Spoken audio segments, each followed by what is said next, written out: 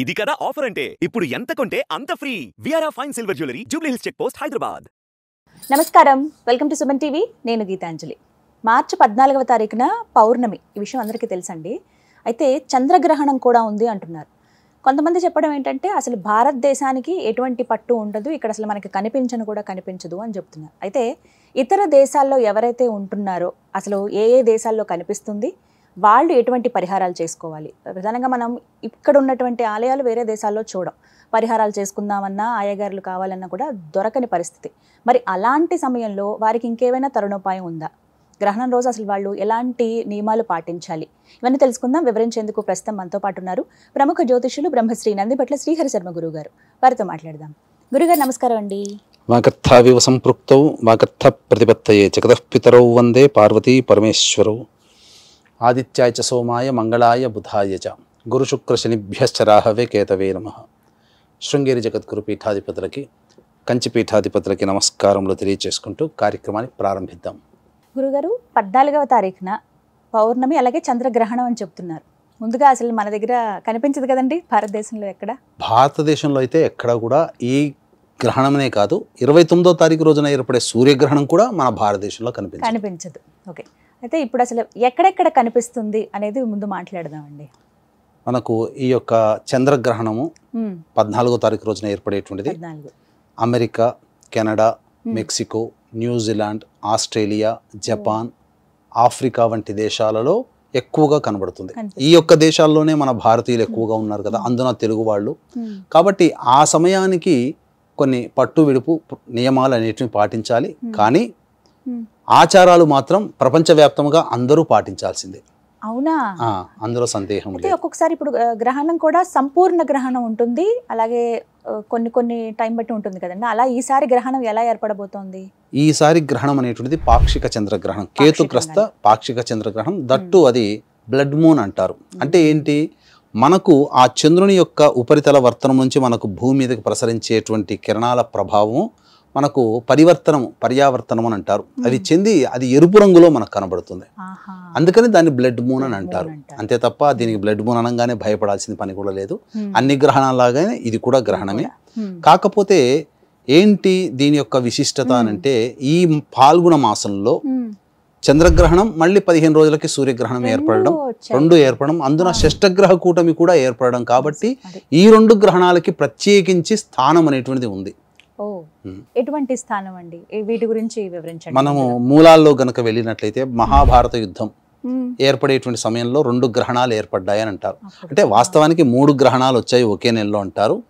అది ప్రాక్టికల్గా ఒక గ్రహణం ఏర్పడింది, కానీ ప్రకృతి పరంగా 2 గ్రహణాలు వచ్చాయి. ప్రాక్టికల్గా అంటే ఏంటి, శ్రీకృష్ణ భగవానుల వారు జయద్రథుడిని సంహరించే సందర్భంలో తన చక్రాన్ని సూర్యుడికి అడ్డు పెడతాడు. తద్వారా చీకటిమయం అయిపోతుంది, సూర్యాస్తమయం అయిపోతుంది. అంటే సూర్యునికి ఆ ప్రాంతం అంతా కూడా, ఆ కురుక్షేత్ర సంగ్రామం జరిగేటువంటి ప్రాంతం అంతా సూర్యునికి అడ్డుపడినది. కాబట్టి అది కూడా గ్రహణం కిందనే. కాబట్టి 3 గ్రహణాలు వచ్చాయని ఒక ఉల్లేఖనంగా చెప్పబడతారు.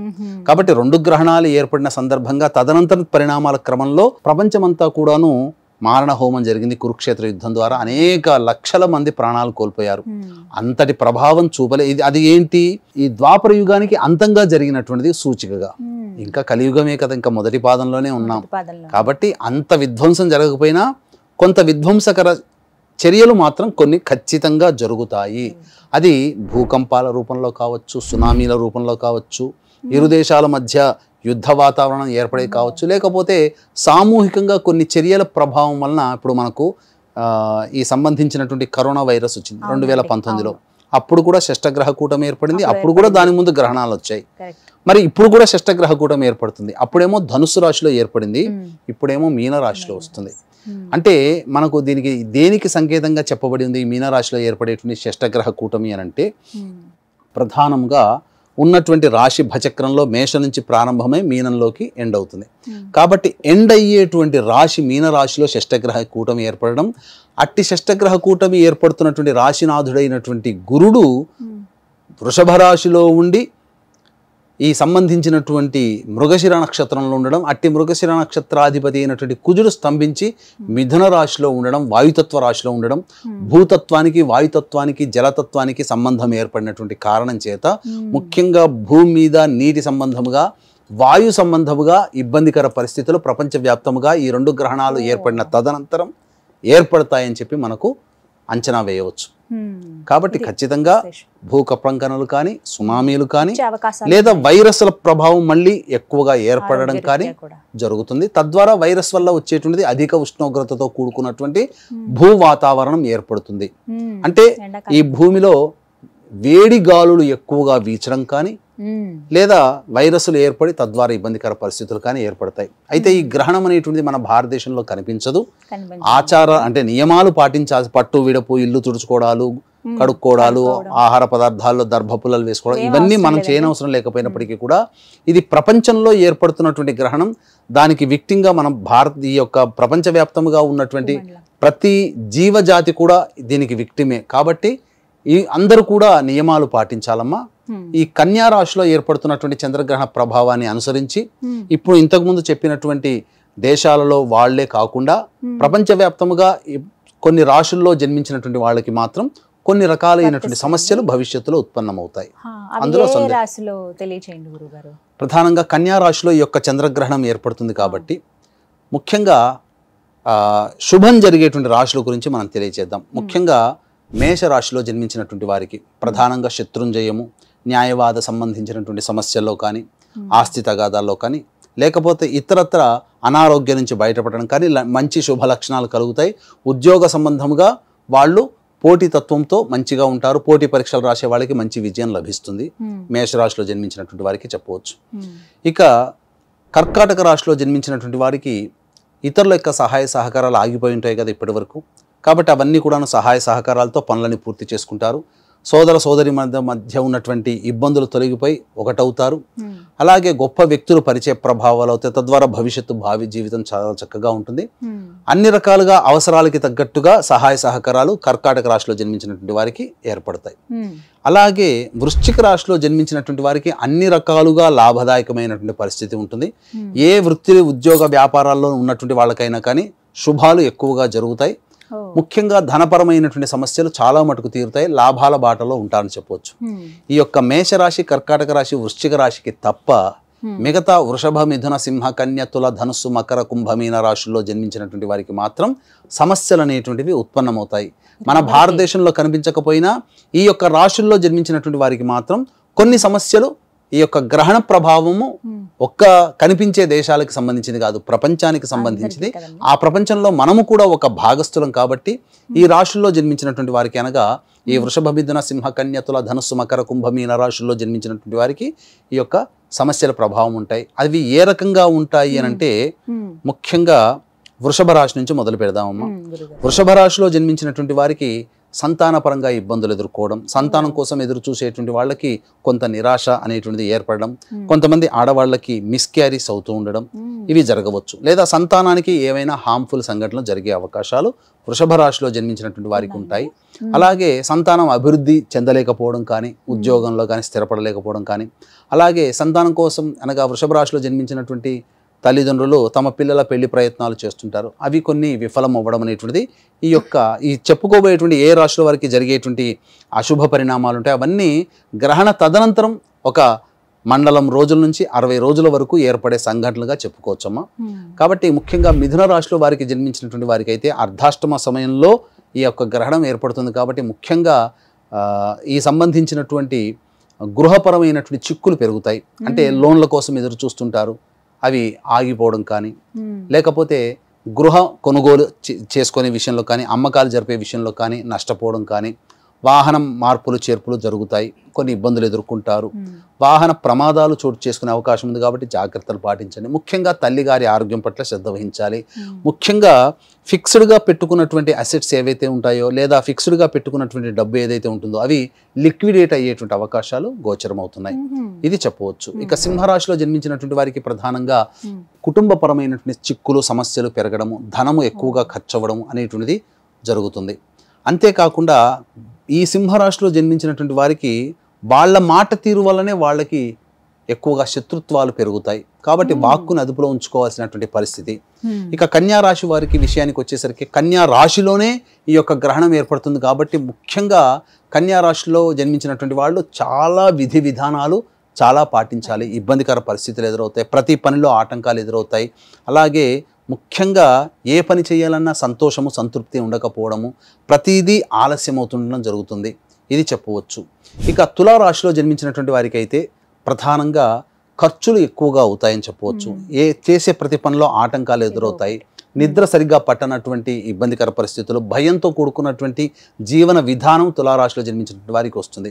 అలాగే ఇప్పుడు చెప్పినటువంటి వృషభ, మిథున, సింహ, కన్య, తుల, ధనస్సు, మకర, కుంభ, మీన రాశిలో జన్మించినటువంటి వారికి ఈ గ్రహణ సందర్భంగా 14వ తారీఖు రోజున ఉదయం 9 గంటలకి మా పీఠం ఆధ్వర్యంలో ఈ గ్రహణ దోష నివారణ పూజలు, హోమాలు, ఆర్థిక పరంగా, వివాహపరంగా, సంతానపరంగా ఉన్నటువంటి సమస్యల నివారణకి సంబంధించినటువంటి హోమాది కార్యక్రమాలు పర్ హెడ్ 2100 రూపాయలకి చేయించడం జరుగుతుంది. అవకాశం ఉన్న వాళ్ళు కార్యక్రమ తదనంతరం కాంటాక్ట్ చేసి గోతనామాదులు నమోదు చేసుకోవచ్చు.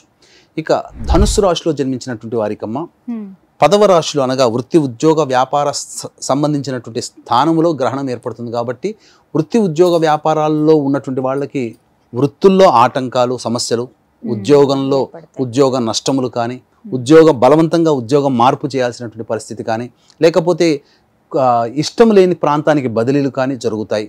వ్యాపారం చేసుకునే వాళ్ళకైతే నష్టాలు పెరుగుతాయి, సమస్యలు ఇంకా అధికమవుతాయి, కింది వాళ్ళు సహకరించకపోవడం.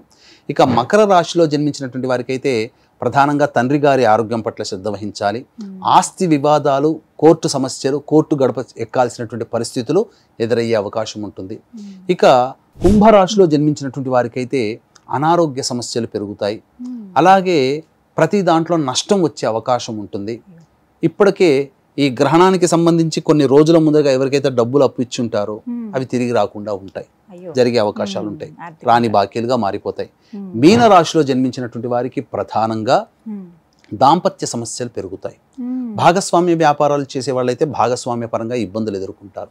కాబట్టి ఇవన్నీ కూడా సమస్యలు. ఎవరితో కలిసి పని చేస్తుంటారో మీన రాశిలో జన్మించినటువంటి వారికి వారితో విభేదాలు పడకపోవడం లాంటివి జరుగుతాయి. మొత్తం మీద వృషభము, మిథునము, సింహము, కన్య, తుల, ధనుస్సు, మకర, కుంభ, మీన రాశిలో జన్మించినటువంటి వారికి మాత్రం ఈ సమస్యలు అనేటువంటి వస్తాయి. కాబట్టి ఈ సమస్యలకి ఖచ్చితంగా దేవతా సంబంధమైనటువంటి పరిహారాలు చేసుకోవాలమ్మా. అంటే ఈ ప్రభావాలు అంటే సుమారుగా నెల, 2 నెలల, 6 నెలల ఎలా ఉంటాయండి? ముఖ్యంగా తక్కువ కాకుండా 2 నెలల వరకు అయితే ఉంటాయి. ఇంకా మ్యాక్సిమం అంటే 2 నెలలు మించే ఉంటాయి. ఎందుకంటే 2 గ్రహణాలు వస్తున్నాయి. 2 గ్రహణాల్లో ఈ సంబంధించినటువంటి ఈ చెప్పినటువంటి రాశుల్లో ఎక్కువ రాశుల వాళ్ళు కూడా మళ్ళీ సూర్యగ్రహణానికి కూడా ప్రభావితం అవుతారు. కాబట్టి 2 గ్రహణాల ప్రభావము వెరసి ఎక్కువగా ఉంటుంది.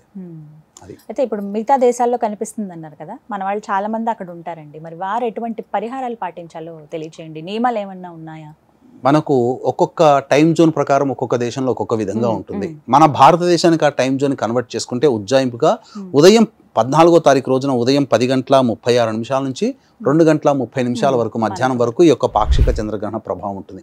కాబట్టి ఎవరు ఏ దేశంలో చెప్పినటువంటి America, Canada, Mexico, Australia, New Zealand, south Africa, Japan వంటి దేశాల్లో ఉన్నటువంటి భారతీయులు ఎవరైతే ఉంటారో వాళ్ళు ఆ కంట్రీకి సంబంధించిన టైం జోన్లో అప్పుడు ఆ రోజున ఏ గ్రహణం ఎప్పుడు ప్రారంభమవుతుందో గూగుల్లో వెతికితే దొరుకుతుంది. ఆ సమయానికల్లా కూడా పట్టు స్నానం చేయడం, స్నానం ఆచరించిన తర్వాత చక్కగా ఆహార పదార్థాలు అన్నిట్లో కూడా దర్భపుల్లలు వేయడం, పట్టు స్నానం చేసి ఇష్టదేవత ఆరాధన. అక్కడ ఆ సమయంలో ఒకసారి, ఆ గ్రహణ సమయంలో ఒకసారి శివ అంటే మామూలు సమయంలో 1000 సార్లు శివ అంటే ఫలితం వస్తుంది. కాబట్టి ఒకసారి లలితా సహస్రనామ పారాయణం చేస్తే 1000 సార్లు లలితా సహస్రనామ పారాయణం చేసిన పుణ్యఫలం లభిస్తుంది. కాబట్టి ఆ టైం జోన్లో ఉన్నటువంటి వరకు కూడాను పట్టు నుంచి స్నానం ఆచరించి దేవత ఆరాధన చేసుకోవడం, దీపారాధన ఇంట్లో చేయవచ్చు, తప్పు లేదు. ఇక ముఖ్యంగా విడిచేటువంటి సమయం 10 నిమిషాలు ఉందనగా మళ్ళీ విడిచి స్నానం ఆచరించి ఇల్లంతా శుభ్రపరచుకోవడం అది చెయ్యాలి. చిత్రపటాలు, దేవతా పటాలు అవన్నీ తుడుచుకోవడం, ఇంటి సామాగ్రి ఇంటిని శుభ్రపరచుకోవాలి. ముఖ్యంగా ఈ గ్రహణాన్ని గర్భిణీ స్త్రీలు చూడకూడదు, చంటి పిల్లలు చూడకూడదు. ముఖ్యంగా ఎందుకనంటే ఆ యొక్క ప్రభావము ప్రపంచవ్యాప్తంగా చంద్రగ్రహణం మనకు చంద్రుడు సంపూర్ణంగా కనిపిస్తున్నప్పటికీ ప్రపంచవ్యాప్తంగా ఉన్నటువంటి బాలింతలకి ఇబ్బందులని చెప్పవచ్చమ్మా. కాబట్టి జాగ్రత్తలు పాటించాలి. ముఖ్యంగా దర్భలు గనక చేతిలో పెట్టుకున్నట్లయితే బాలింతలు లేదా వాళ్ళు ఉన్నటువంటి దుస్తుల్లో దర్భపుల్లని పెట్టుకుంటే ఆ గర్భానికి రక్షగా ఉంటుంది, అది మనం చెప్పవచ్చు. అది కాబట్టి అంతటి మహిమాన్వితమైనటువంటి గ్రహణం రోజున గర్భవతిగా ఉన్న వాళ్ళు నియమాలు పాటిస్తే కొన్ని మానసిక శారీరక లోపాలతో పిల్లలు జన్మించకుండా ఉంటుంది అని చెప్పవచ్చు. రక్షగా ఉంటుంది. దానాలు కూడా చేయాలని అంటారు. దానాలు కూడా చేయాలి. ఎలాంటి దానాలు చేయాలండి? అంటే ఈ దానాల విషయంలోకి వచ్చేసేసరికి కేవలం ఆ ప్రాంతంలో ఉన్నది కాబట్టి ఆ ప్రాంతం వాళ్ళైనా ఇక్కడి వాళ్ళు కూడా చేయొచ్చు. అంటే ఈ భారతదేశంలో ఉన్న వాళ్ళు కూడా ఏ ప్రాంతం వాళ్ళైనా చేయవచ్చునమ్మా. ఎందుకంటే గ్రహణం అనేటువంటిది చంద్రునికి సంబంధించింది. మనకు చంద్రుడు సంపూర్ణంగా కనబడతాడేమో, కానీ ఏదో ఒక చోట ఆ గ్రహణ ప్రభావం ఏర్పడుతుంది. ఇప్పుడు మనం గమనించుకున్నట్లయితే ఇక్కడ మన కుటుంబ సభ్యులే అనుకోండి, ఇక్కడ ఉన్నంత వరకు ఆనందంగా ఉంటారు, కానీ విదేశాల్లోకి వెళ్ళిన తర్వాత అయ్యో మనవాడు ఎలా ఉన్నాడో బెంగ పెట్టుకుంటారు కదా. వాళ్ళ కోసం ఇక్కడ పిల్లలు అక్కడ బాగుండాలని చెప్పి ఇక్కడ పూజలు చేయించట్లేదా? అట్లాగే అక్కడ గ్రహణం అక్కడ ఏర్పడుతుంది, ఇక్కడ మనకు కనబడుతుంది కదా, మన కంటికి మనకు మంచిగానే ఉంది కదా అనుకోవడం, మనం చేయకుండా ఉండడం తప్పమ్మా. కాబట్టి ఖచ్చితంగా వృషభ, మిథున, సింహ, కన్య, తుల, ధనస్సు, మకర, కుంభ, మీన రాశుల్లో జన్మించినటువంటి వారికి ఖచ్చితంగా ఉంటాయి. ఇది నా మాట కాదమ్మా, శాస్త్రం ప్రకారం. ఇక్కడ చాలా మంది కొంత అజ్ఞానము, పొరపాటు, నియమాలు పాటించాల్సిన అవసరం లేదు. పట్టు విడుపు స్నానాలు, కడుక్కోవడాలి, గుళ్ళకు పోకుండా ఉండడాలి, ఇవన్నీ ఉండవు.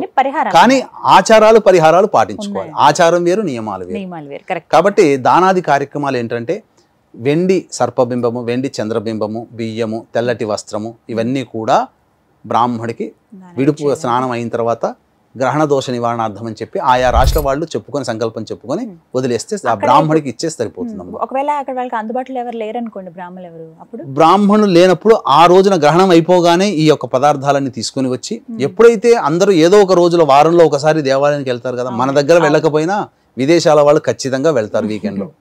కాబట్టి ఖచ్చితంగా అప్పుడు వెళ్ళినప్పుడు ఆ సందర్భంగా చేసుకుంటే మంచిది.